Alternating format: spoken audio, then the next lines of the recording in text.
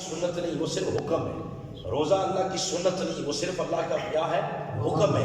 لیکن درود اللہ کی سنت بھی ہے اور اللہ کا حکم بھی ہے۔ وہ خود بھیجتا ہے اس لیے سنت بن گئی، اور پھر آگے ہمیں کہتا ہے تو اس طرح وہ اس کا حکم بن گیا۔ اب سنت بھی ہو گئی اور حکم بھی ہو گئی، درود سنت بھی ہو گئی اور اللہ کا حکم بھی ہو گیا۔ اب سنت اور حکم، اس کے بارے میں ایک بات ایک اہم کرنا چاہتا ہوں۔ اللہ کا جو حکم ہوتا ہے یہ بدلتا رہتا ہے۔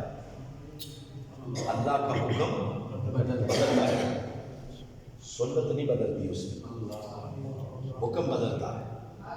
نبوت بدلے گی تو حکم بدل دے گا، شریعت بدلے گی تو حکم بدل دے گا، حتیٰ کہ موسم بدلتا ہے تو حکم بدل دیتا ہے۔ انسان کی صحت میں اتار چڑھاؤ آتا ہے تو اللہ حکم بدل دیتا ہے۔ اب سردیاں آ رہی ہیں، رفتہ رفتہ ہم آگے جائیں گے، دسمبر میں جنوری میں پیک پہ چلی جائے گی سردی، اور آپ کے اسلام آباد میں سردی زیادہ ہوتی ہے۔ اگر یخ سردی ہو، فجر کی نماز پڑھنی ہے اور گرم پانی کی سہولت بھی نہیں، ٹھنڈا پانی ہے، اور یہ بھی ڈر ہے کہ ہو سکتا ہے ٹھنڈے پانی سے وضو کروں تو بیمار ہو جاؤں، یہ بھی ڈر ہے۔ تو اب شریعت یہ کہتی ہے کہ چلو اگر یہ اندیشہ ہے کہ ٹھنڈے پانی سے وضو کرنے سے آپ بیمار ہو جائیں گے تو شریعت کہتی ہے کہ آپ ایسا کریں، اس کی بجائے آپ تیمم کریں۔ تو پاکیزگی آپ نے پانی سے لینی تھی تو آپ حکم دیا کہ کس سے لے لو؟ مٹی سے لے لو، تیمم سے لے لو، تو حکم بدل گیا۔ اسی طرح اگر کوئی بندہ کھڑے ہو کے نماز نہیں پڑھ سکتا تو اس کے لیے حکم کیا ہے؟ بیٹھ کے پڑھ لو۔ بیٹھ کے نہیں پڑھ سکتے تو حکم کیا ہے؟ اشارے سے پڑھ لو، لیٹ کے پڑھ لو۔ تو آپ دیکھیں کہ آپ کی صحت میں اتار چڑھاؤ آیا تو اس نے حکم بدل دیا، حتیٰ کہ انسان کی پوزیشن بدلتی ہے تو حکم چینج ہو جاتا ہے۔ آپ اس وقت بیٹھے ہیں اسلام آباد، آپ نے یہاں سے ارادہ کیا کوہاٹ جانے کا، گنگول جانے کا، پشاور جانے کا، مظفر آباد جانے کا، لاہور جانے کا، 90 کلومیٹر یا اس سے اوپر نیچے سفر ہے، تو پھر شریعت کہتی ہے کہ جب تک آپ اپنے علاقے میں تھے تب تک پوری نماز پڑھتے رہے۔ جو ہی آپ نے سفر اختیار کیا تو اب نماز قصر پڑھنی۔ تو آپ دیکھیں حکم بدلا یا نہیں بدلا؟ حتیٰ کہ نبوت بدل دی ہے تو حکم بدل جاتا ہے۔ آدم علیہ السلام کی نبوت تھی جب، تو اس وقت ان کو جو اللہ پاک نے اولاد دی، بیٹی بیٹا صبح بیٹی بیٹا شام، ان کا آپس میں نکاح ہو جاتا تھا۔ وہ ایک ہی ماں کے رحم سے تھے، اس مناسبت سے بہن بھائی ہوئے نا، تو بہن بھائی کا نکاح ہو رہا ہے۔ لیکن یہ شریعت محمدی ہے، اس میں بہن بھائی کا نکاح حرام ہے، نہیں ہو سکتا۔ اب اس وقت حکم تھا کہ ہو گیا، اب حکم ہے کہ نہیں ہو رہا۔ اس وقت بھی حکم اللہ کا تھا، آج بھی حکم کس کا ہے؟ اللہ کا۔ تو دیکھیں نبوت بدل دی ہے، حکم بدل جاتا ہے۔ اس سے یہ پتا چلا کہ حکم بدلتا رہتا ہے۔ اب یہ بولے ذرا، حکم بدلتا رہتا ہے۔ اب یہ میں نے جو سورہ کھولی ہوئی ہے، سورہ احزاب، اسی میں یہ آیت نمبر 56 ہے، اس کے ساتھ آگے آیت نمبر آتی ہے 62۔ یہاں سنت کے بارے میں ایک بات کی، فرمایا وَلَن تَجِدَ لِسُنَّتِ اللَّهِ تَبْدِيلًا۔ ہرگز اللہ کی سنت نہیں بدلتی، حکم بدلتا رہتا ہے، سنت نہیں بدلتی۔ تو مولا تیری سنت کیا؟ پورے قرآن کو پڑھ لیں، اس کی ایک ہی سنت ہے، وہ جو خود کرتا ہے۔ اس کی سنت یہ ہے کہ وہ ہر لمحہ اپنے نبی مکرم پر درود بھیجتا رہتا ہے۔ سبحان اللہ، سبحان اللہ، یہ اللہ کی کیا ہے؟ سنت ہے۔ سنت۔ بلند آواز سے پڑھیں صلی اللہ علیہ وآلہ وسلم۔ یہ اللہ کی سنت ہے۔ یہ موسم بدلتے رہے، زمانے بدلتے رہے، پوزیشن بدلتی رہے، نبوتیں بدلتی رہیں، شریعتیں بدلتی رہیں، مگر اس کے محبوب پر جو درود و سلام کا سلسلہ ہے یہ کبھی بھی ختم نہیں ہو سکتا۔ یہ اللہ کی سنت ہے۔ تو حکم بدلتا رہتا ہے، سنت نہیں بدلتی۔ سیدنا صدیق اکبر رضی اللہ تعالیٰ عنہ فرماتے ہیں جب یہ پہلا حصہ نازل ہوا، یا ان اللہ و ملائکتہ یصلون علی النبی، پہلا حصہ نازل ہوا، تو یہ بات سنا کہ حضور علیہ السلام اپنے گھر چلے گئے صحابہ کرام پیچھے آپس میں ڈسکس کر رہے تھے کہ آج تک کبھی ایسا ہوا نہیں کہ کوئی آیت اترے اور اس کا فیض ہمیں نہ ملے، یہ کبھی ایسا ہوا نہیں۔ اب دیکھتے ہیں کہ اس آیت کا فیض ہمیں بھی ملتا یا نہیں ملتا۔ تو حضرت سیدنا صدیق اکبر رضی اللہ تعالیٰ عنہ وہاں سے اٹھے اور آپ علیہ السلام کے دروازے اقدس پر حاضر ہوئے اور دستک دی، آپ باہر تشریف لائے تو عرض کیا حضور صحابہ کرام آپس میں یہ باتیں ڈسکس کر رہے ہیں۔ اتنی بات کرنے کی دیر تھی کہ جبریل امین آئے اور یہ عرض کرتے ہیں یا ایھا الذین آمنوا صلوا علیہ وسلموا تسلیما، حضور اپنے غلاموں کو بتا دیں کہ اللہ تمہیں فرما رہا ہے کہ اس آیت کا فیض تمہیں بھی دے دیا گیا ہے، اب آؤ تم بھی مل کر نبی پر درود بھی بھیجو اور کثرت کے ساتھ سلام بھی پڑھو۔ گویا حکم دے دیا گیا، اس میں شریک کر دیا گیا۔ ذوقی ترجمہ یہ بنتا ہے، ذوق والا ترجمہ یہ بنتا ہے کہ وہ فرما یہ رہا ہے کہ بے شک میں، میرے فرشتے، تم، ہم، یہ وہ، اگلے پچھلے، قیامت تک آنے والے، آؤ ہم سارے مل کر نبی پر درود بھیج کر اس کے ذکر کی دھوم مچا دیں۔ سبحان اللہ۔ اصل میں وہ یہ فرمانا چاہتا ہے ان اللہ و ملائکتہ یصلون علی النبی صلی اللہ علیہ وسلم یا ایھا الذین آمنوا صلوا علیہ وسلموا تسلیما، پڑھے درود پاک صلی اللہ علیہ وسلم۔ اب اگلی بات روز کرنی ہے یہ ایک عمل وہ ہوتا ہے وہ آپ اکیلے کرتے ہیں، اس کا کچھ اور ہوتا۔ نماز آپ پڑھیں گے اکیلے ایک ہی نماز پڑھیں گے، وہ جماعت کے ساتھ پڑھیں گے، اگر دو گنا پڑھیں گے یہ 2 4 10 بھی نہیں، کتنا پڑھ گیا 27 گنا پڑھا نماز ہوئی تو آپ اکیلے پڑھ رہے تھے۔ وہ بڑا اس وجہ سے ہے کہ اللہ کو اجتماعیت پسند ہے، آپ نے جماعت کے ساتھ پڑھی اس لیے اس کو جماعت اتنی پسند ہے کہ کوئی اکیلے نماز پڑھتا ہے تو تب بھی کہتا ہے ایاک نعبد، نعبد کا معنی ہے ہم تیری عبادت کرتے ہیں۔ اگر اکیلے پڑھیں گے تو تب بھی آپ نے ہم ہی کہنا، 70 بندے مل کے پڑھیں گے تو پھر بھی آپ نے کیا کہنا، ہم ہی کہنا۔ آپ اکیلے نماز پڑھ رہے ہیں تو آپ یہ نہیں کہہ سکتے کہ میں تیری عبادت کرتا ہوں، جو ہی آپ کہیں گے کہ یا کا آبدو نماز کے اندر وہ پکڑ کے آپ کو دائرہ ایمان سے باہر نکال دے اللہ۔ کیوں؟ ایک تو قرآن میں چینجنگ ہو گئی اور دوسرا آپ نے نابدو کو آبدو میں بدلا، آپ نے ہم کو چھوڑ کر میں آ گئے۔ وہ میں پسند نہیں کرتا اللہ، وہ فرماتا ہے میں صرف میری شان ہے، تمہاری شان میں نہیں، تمہاری شان ہم کے اندر ہے۔ جتنا ہم کے دائرے کو وسیع کرتے چلے جاؤ گے میں تمہاری شان اتنی بڑھاتا چلا جاؤں گا، اور جتنا ہم سے نکل کے میں آتے چلے جاؤ گے تو میری نظروں میں اتنے ہی گرتے چلے جاؤ گے۔ میں صرف اس کی شان، بندے کی شان نہیں ہے۔ اس لیے جب بندہ اکیلے نماز پڑھتا ہے تو اجر کچھ اور ہے، مل کے نماز پڑھتا ہے تو مل کے نماز پڑھنا، مل کے کوئی عمل کرنا یہ اس کو بڑا پسند ہے، بڑا پسند۔ 2005 سے پہلے پاکستان کی سرزمین پر اتنا ٹرینڈ نہیں تھا کہ درود پاک مل کے بھی پڑھا جائے، یہ اتنا ٹرینڈ نہیں تھا۔ میں یہ نہیں کہہ سکتا کہ پڑھتے نہیں تھے، پڑھتے ہوں گے، اس کی نفی نہیں کرتے، مگر ٹرینڈ نہیں تھا اس کا 2005 سے پہلے۔ 2005 کے بعد ایک ٹرینڈ بنتا گیا، اب تو ایک عام ٹرینڈ بن گیا کہ گھر میں جب لوگ جو اچھا گھر بناتے ہیں تو گھر میں جب کمرے بناتے ہیں تو کہتے ہیں ایک کمرہ ذرا گوشے درود کا بھی بنا لو، اس میں بیٹھ کے درود پاک پڑھا کریں۔ یہ ٹرینڈ بن گیا۔ یہ ٹرینڈ کس نے دیا؟ یہ سامنے قرآن رات کی بات کر رہا ہوں، یہ ٹرینڈ جس شخصیت نے دیا اس کا نام شیخ الاسلام ڈاکٹر محمد طارق۔ وہ کہاں سے دیا؟ لاہور سے۔ آپ کبھی آپ آئیں، وہاں مینارۃ الاسلام کے نام سے ایک بلڈنگ بنی ہے جس کو گوشے درود کہتے ہیں، اس میں 2005 ہے آج تو کرونا کے اندر بھی پڑھا جاتا ہے، آج 2023 تو 8 لوگ 8 گھنٹے کے لیے پھر بیٹھتے ہیں اور اسٹل حضور کی ذات پہ درود پاک پڑھتے ہیں.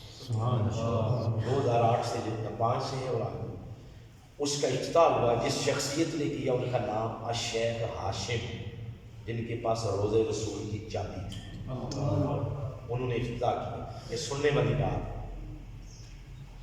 جب ہم منہاج القرآن کو کچھ سمجھتے نہیں ہیں نا، وہ آپ کو بات سنا اور سامنے قرآن رکھا ہوا ہے، یہ جرت نہیں کسی کے سامنے قرآن رکھ کے جھوٹ بول جائے. میں یہ عرض کر رہا ہوں کہ ان کو جب حضور شیخ الاسلام نے دعوت دی کہ ہم گوشے درود بنا رہے ہیں جہاں اس طرح درود پاک پڑھا جائے گا، آپ تشریف لائیں، اس کا افتتاح کریں، فیتا کریں، تو انہوں نے آگے سے فرمایا کہ میں بہت کم مدینہ پاک سے نکلتا ہوں اللہ، کہ ایسا نہ ہو کہ محبوب کے شہر سے باہر اور موت آ جائے. جیسے امام مالک کے بارے میں آتا ہے، انہوں نے حج نہیں کیا ساری زندگی، رہتے عالمی عرب میں تھے مگر حج نہیں کیا. کسی نے امام مالک سے پوچھا کہ آپ نے حج کیوں نہیں کیا؟ فرمایا حج اس ڈر سے نہیں کیا کہ کہیں مدینہ پاک سے نکل کے مکہ جاؤں تو رستے میں موت ہی نہ آ جائے. میں اپنے حبیب کے شہر سے باہر مرنا نہیں چاہتا. تو ایسے ایسے عاشق بھی گزرے ہیں، عشق کے یہ انداز بھی دنیا نے دیکھے. تو الشیخ ہاشم بہت کم مدینہ پاک سے نکلتے تھے.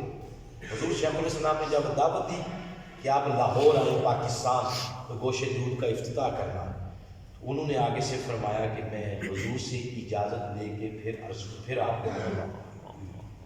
انہوں نے اجازت لی، یعنی بارگاہ رسالت امام نے عرض کی. اب یہ الفاظ ان کو یوٹیوب پہ موجود ہے، عربی کے اندر آپ وہ نکال کے سن سکتے ہیں، ہمارے ساتھیوں سے بے شک رابطہ کر لیں. تو وہ فرماتے ہیں کہ جب خواب میں مجھے حضور اسلام نے فرمایا کہ منہاج القرآن میرا گھر ہے، منہاج القرآن میرا گھر ہے، اور میں آپ جائیں وہاں اس گوشے درود کا افتتاح کریں. حضور کی اجازت پر وہ اس جگہ ہے اور افتتاح کیا. نعرہ تکبیر، اللہ اکبر، نعرہ رسالت، یا رسول اللہ، نعرہ رسالت، یا رسول اللہ. اور پھر جب حضور شیخ الاسلام نے انہیں بتایا کہ اس طرح یہاں درود پاک پڑھا جائے گا کہ 10 دنوں کے لیے لوگ آیا کریں گے پوری دنیا سے اور بالخصوص پاکستان سے، روزے کی حالت میں بیٹھیں گے، ایک خاص قسم کا لباس، 8 گھنٹے کی 3 شفٹیں ہوں گی. تو 8 بندے بیٹھا کریں گے، ایک قرآن پاک پڑھا کرے گا، 7 درود پاک پڑھا کرے گا، اور 10 دن کے بعد پھر اگلی ٹیم آ جایا کرے گی. اس طرح درود پاک پڑھا جائے گا.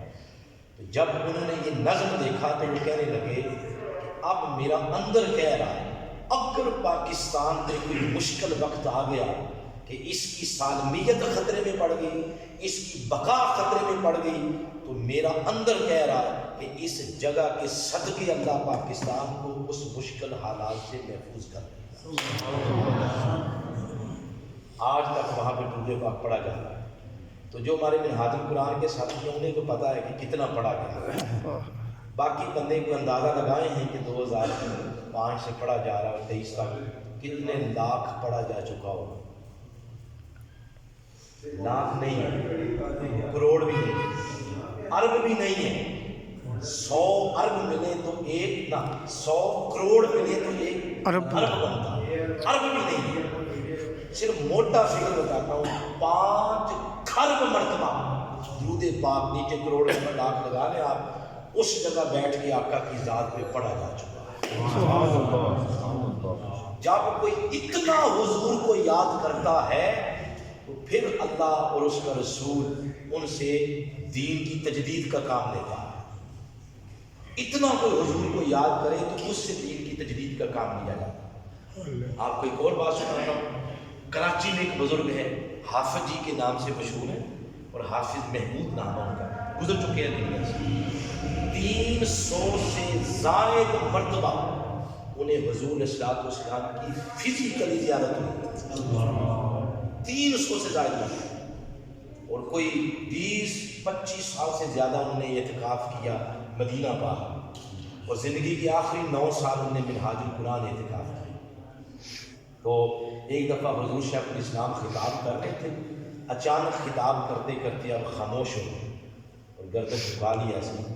تو تھوڑی دیر بعد حافظ صاحب کو فرمایا حافظ جی آپ آئیں اور ان لوگوں کو بتائیں کہ کیا ہوا ہے. پھر حافظ صاحب نے آ کر بتایا کہ ابھی حضور تشریف لائے تھے شہر اعتکاف میں، اور آپ نے فرمایا کہ جتنے لوگ اعتکاف میں آئے ہیں اس سال سب کو بخش دیا گیا۔ وہ حافظ جی فرماتے ہیں میں نے آقا علیہ السلام سے پوچھا حضور آپ لگتا ہے آپ میرے ساتھ بڑا لاڈ پیار کرتے ہیں، آپ کتنا پیار کرتے ہیں؟ تو آپ علیہ السلام نے اب وہ فرما رہے ہیں، آپ نے فرمایا کہ حضور علیہ السلام نے فرمایا کہ آپ نے اپنے ہاتھوں سے فرمایا کہ آپ سے اتنا پیار کرتا ہوں۔ تو پھر عرض کیا حضور آپ مجھ سے زیادہ بھی کسی سے پیار کرتے ہیں؟ فرمایا طاہر القادری سے کرتا ہوں۔ تو فرمایا حضور کتنا؟ ساری باہیں کھول دیا آپ نے، فرمایا اتنا کرتا ہوں۔ عرض کیا حضور مجھ سے اتنا اور اس سے اتنا؟ فرمایا وہ دو کام کرتا ہے، ایک تو میرے دین کی نوکری کرتا ہے اور دوسرا مجھ پر درود پڑا پڑتا ہے۔ اب دیکھ لیں کہ جو شخص اس ذات پر درود و سلام پڑھنے کے فنا ہو جائے، آقا علیہ السلام کی نظروں میں اس کا کوئی مقام کیا۔ آپ کو بات اس لیے سنائی ہے، ایک تو دعوت آپ ارادہ کریں، آپ آئیں حاضر قرآن مرکزی سیکرٹری، نام لکھوائیں اپنا، اس مرکزی گوشے دودھ میں آئیں، آپ آئیں، اللہ کی عزت کی قسم آپ محسوس کریں گے کہ یہاں مدینہ کی فضائیں چلتی ہیں، مدینہ کی ہوائیں چلتی ہیں، اور سب سے بڑا تحفہ یہ ملے گا کہ زبان سے لچڑ چیزیں ختم ہو جائیں گی اور زبان پر حضور کا درود و سلام کا ورد جاری ہو جائے گا۔ چلے آپ وہاں نہیں آنا چاہتے، آپ اپنی زندگی میں معمول بنا لیں کہ اس وقت تک بستر پہ نہ جائیں جس وقت تک ہر روز حضور کی ذات میں 100 مرتبہ درود پاک نہ پڑھیں۔ آج اس مجلس کے لیے تہیہ کریں، اللہ پاک آپ سب کو ہمت دے اس اور پانی۔ جی جناب۔ اب میں آپ کو اس پر ایک امام سمرقندی ایک حجت ہوئے ہیں حدیث کی، انہوں نے ایک واقعہ نقل کیا ہے، وہ آپ کو سنانا چاہتے ہیں، وہ سنا کے اپنی گفتگو کو ہم ختم کر دیں۔ امام سمرقندی فرماتے ہیں کہ مجھے ایک شخص ملا، نوجوان، وہ ملا مکہ المکرمہ حج کے موقع پر، وہ جس جگہ جاتا وہ درود پڑھتا تھا، باقی اور کوئی دعا نہیں کرتا تھا۔ حالانکہ طواف جب کرتے ہیں تو پہلے چکر کی دعا کچھ اور ہے، دوسرے چکر کی دعا کچھ اور ہے، حتیم کے سامنے سے گزرے تو دعا کچھ اور ہے، اور مقام ملتزم پہ جائیں تو دعا کچھ اور ہے، صفا مروہ پہ جائیں تو دعا کچھ اور ہے، مینا کی دعا کچھ اور، مزدلفہ کی دعا کچھ اور، عرفہ کی دعا کچھ اور، لیکن وہ دعائیں نہیں پڑھتا تھا۔ وہ جس جگہ جاتا یوں کہتا یا نبی سلام علیکم۔ تو کہتے ہیں میں نے کہا لگتا یہ ہے کہ حج تیاری کے ساتھ نہیں آئے کر رہے، تیاری کے بغیر ہی آ گئے۔ وہ بھائی یہاں تو ہر جگہ کی الگ الگ دعائیں ہیں، تم ہر جگہ درود ہی پڑھتے ہو۔ اس نے کہا آیا تو میں تیاری کے ساتھ، مگر یہاں پہنچ جاؤ تو تیاری دھری کی دھری رہ گئی۔ ایک واقعہ پیش آیا ہے جس وجہ سے وہ تیاری مجھے ساری بھول گئی ہے۔ تو انہوں نے فرمایا بتاؤ کیا واقعہ ہوا؟ اس نے کہا خرجت من خراسان حاجا الی بیت اللہ، کہ میں خراسان سے نکلا تھا حج کے لیے اپنے والد محترم کے ساتھ، کوفہ کے مقام پر پہنچا تو میرے والد فوت ہو گئے۔ ہوا یہ کہ جو ہی وہ فوت ہوئے روح نکلی تو ان کا چہرہ بگڑ گیا، چہرہ بن گیا گدھے کی صورت جیسا۔ بہت پریشان ہوا کہ یہ کیا ماجرا ہو گیا، علاقے میں برادری کو پتہ چلے گا تو یہ تو مذاق کر لے گا۔ تو بہت پریشان ہوا، والد کے چہرے پر وہ چادر ڈال دی، رونا شروع کر دیا، روتے روتے اونگ آ گئی، نیند آ گئی۔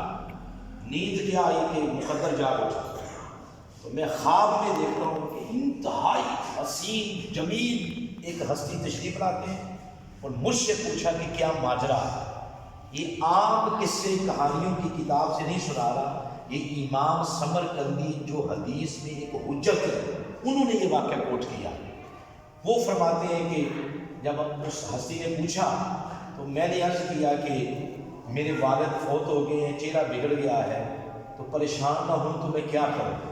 وہ ادھر گئے اور پردہ ہٹایا، پردہ ہٹا کے پھر دوبارہ پردہ اوپر کر دیا، تو مجھے یہ کہا کہ جاؤ اب دیکھو جا کے۔ تو میں نے جب جا کے دیکھا تو نہ صرف والد کی صورت اصلی حالت میں آ چکی تھی، بلکہ سورتہ کل قمر تالے 14ویں رات کے چاند کی طرح ان کا چہرہ چمک رہا. میں بڑا خوش ہوا.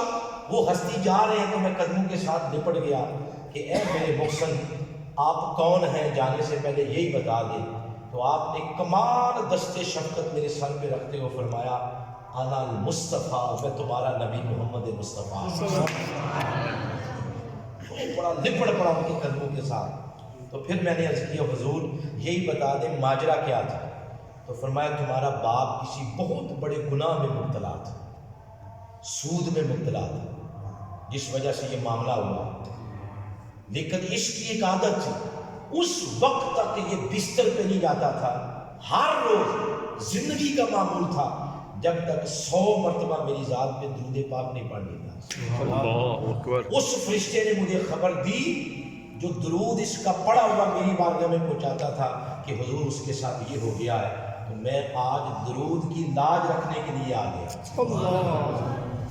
اس سے یہ پتا چلا کہ درود و سلام مصطفیٰ جہاں ایمان کی وادی میں بہار کا موسم پیدا کرتا ہے، وہاں انسان کے چہرے پر رونق بھی لاتا ہے.